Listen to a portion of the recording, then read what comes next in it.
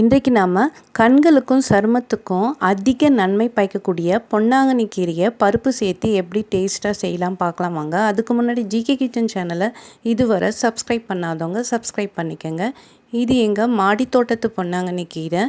கீரையை வாங்கி களைஞ்சிட்டு அதில் இருக்க காம்புகளை தூர வீசி எறியாமல் ஒரு மண் தொட்டியில் மண்ணில் நட்டு வச்சு தண்ணி ஊற்றினீங்கன்னா போதும்.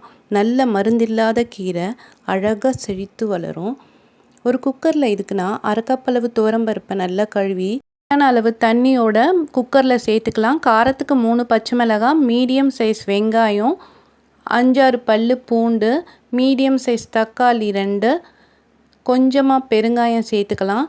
தேவையான அளவு மஞ்சத்தூளையும் சேர்த்துக்கலாம். சேர்த்துட்டு குக்கரை மூடி பருப்பை நல்லா வேக வச்சுக்கோங்க.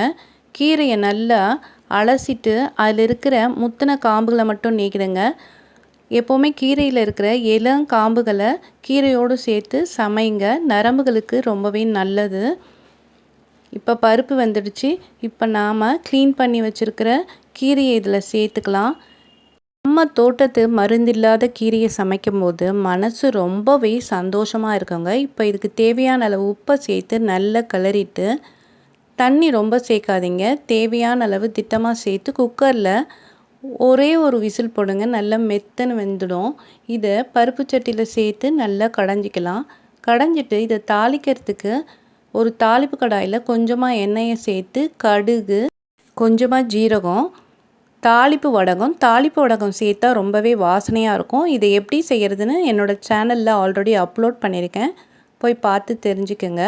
ஒரு காஞ்ச மிளகாய் 2ஆக கிள்ளி போட்டு நல்லா பொரிஞ்சதுக்கப்புறம் கீரையில் சேர்த்து நல்லா கிளறி விட்டு சாப்பிடும் போது அவ்வளோ நல்லா இருக்குங்க. சாதத்தோடு சேர்த்து சாப்பிட 48 நாட்கள் நாம் தொடர்ந்து இதை உணவில் சேர்த்துக்கிட்டோம்னா நம்மளுடைய கண் பார்வை சம்மந்தப்பட்ட பிரச்சனைகள் சரியாகும்னு சொல்கிறாங்க. நீங்களும் இந்த கீரையை ட்ரை பண்ணி பார்த்துட்டு எப்படி இருந்துச்சுன்னு கமெண்ட்ஸ் பாக்ஸில் கமெண்ட்ஸ் பண்ணுங்கள், லைக் பண்ணுங்கள், ஷேர் பண்ணுங்கள்.